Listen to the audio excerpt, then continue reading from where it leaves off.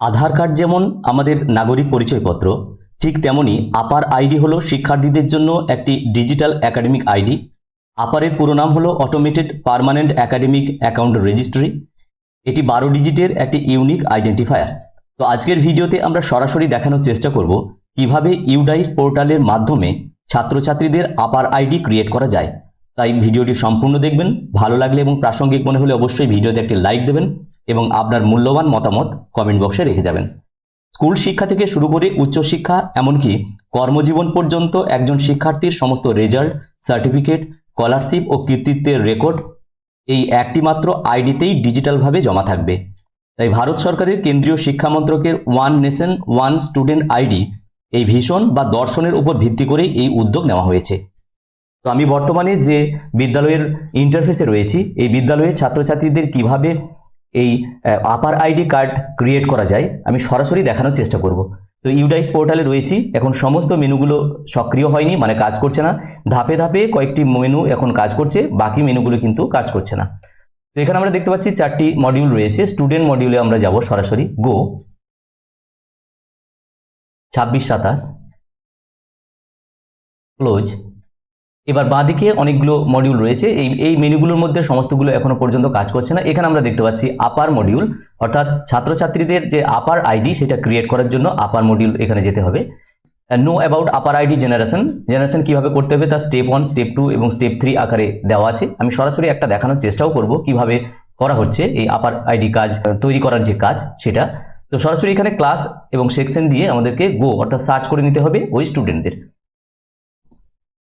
তাহলে যে কোনো একটা স্টুডেন্টকে যদি আমরা এখানে সার্চ করি, দেখুন এখানে দিলাম ক্লাস 11, অল স্টুডেন্ট এখানে সার্চ হবে। তো এখানে আমরা দেখতে পাচ্ছি ক্লাস 11-এর সমস্ত স্টুডেন্টের নাম এখানে শো করছে এবং ডান দিকে যদি একটু দেখি এখানে এই অ্যাকশন জেনারেট, অর্থাৎ এখানে আপার আইডি যে ক্রিয়েট করার যে অপশনটা সেই অপশনটা জেনারেট, মানে আপনি কি এই যে এই স্টুডেন্টের আপার আইডি ক্রিয়েট করতে চাইছেন, জেনারেট করতে চাইছেন, তাহলে এই অপশনে গিয়ে আমাদেরকে ক্রিয়েট করতে হবে। তো বর্তমানে ক্লাস 11-এর যে কোনো একজন ছাত্রীর আমি সরাসরি দেখানোর চেষ্টা করব কিভাবে আপার আইডি এই কার্ড জেনারেশন করা হয়। তো আইডি সেই ছাত্র বা ছাত্রীর নাম এখানে আমি নিয়ে নিচ্ছি।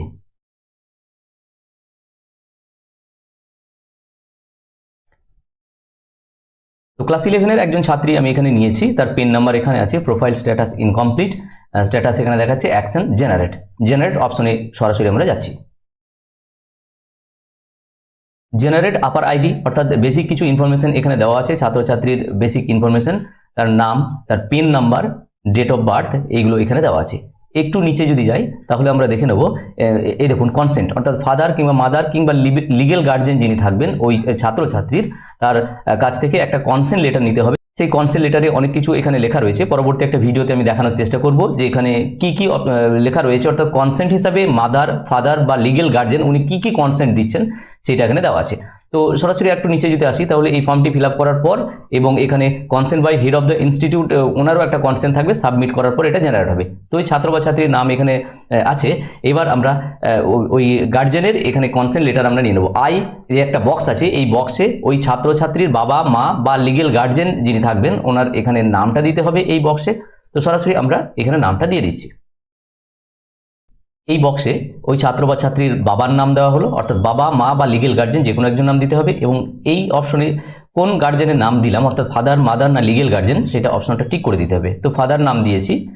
এবার বলা হচ্ছে আইডেন্টিটি প্রুফ হিসাবে উনি কি দিতে চাইছেন, অর্থাৎ কনসেন্ট লেটার যে ছাত্র বা ছাত্রীর বাবা বা মা বা লিগেল গার্জিয়ান যে কনসেন্ট লেটার দেবেন ওনার কি আইডেন্টিটি প্রুফ হিসাবে উনি এই কনসেন্ট দিচ্ছেন সেটা এখানে দিয়ে দিতে হবে। এই বক্সে আমরা দেখতে পাচ্ছি Aadhaar card, PAN card, EPIC number, driving licence, passport, এই অপশনগুলো রয়েছে।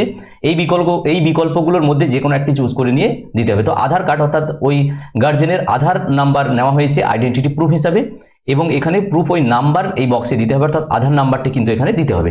তাহলে আইডেন্টিটি প্রুফ যে নাম্বার হিসাবে ওই গার্জেনের আধার নাম্বার এখানে বসানো হলো। নিচে এই বক্সে বলা হচ্ছে ওনার প্লেস অফ ফিজিক্যাল কনসেন্ট, অর্থাৎ কোন জায়গা থেকে বসে উনি এই কনসেন্টটা দিচ্ছেন।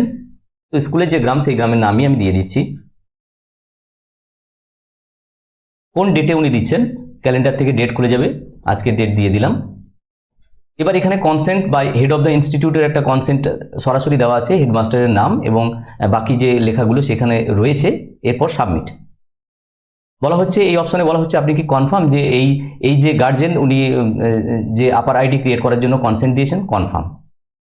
তো এই দেখুন এখানে আমরা দেখছি APAAR ID generation is currently disable for this school, অর্থাৎ এই মুহূর্তে ইউডাইসের যে মেনুগুলি সমস্ত মেনুগুলি কাজ করছে না, তার মধ্যে আপার আইডি জেনারেশনের কাজ এই মুহূর্তে স্কুলে শুরু হয়নি, এই অপশনটি এখানে দেখাচ্ছে। এবং এখানে ফ্ল্যাশ নিউজে বলা হচ্ছে যে আপার আইডি জেনারেশনের কাজ এই মুহূর্তে ডিসেবল করা আছে এই স্কুলের ক্ষেত্রে।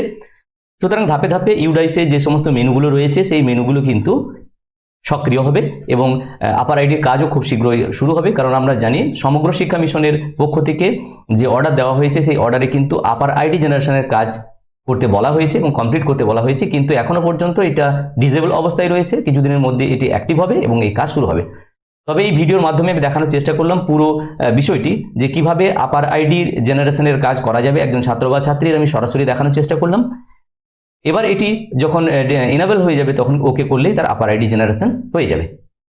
সুতরাং এই ছোট্ট ভিডিওটির মাধ্যমে আমি সরাসরি এটা দেখানোর চেষ্টা করলাম। ভিডিওটি ভালো লাগলে অবশ্যই লাইক দেবেন এবং অন্যান্যদের শেয়ার করবেন। প্রত্যেকে ভালো থাকুন, সুস্থ থাকুন, ধন্যবাদ।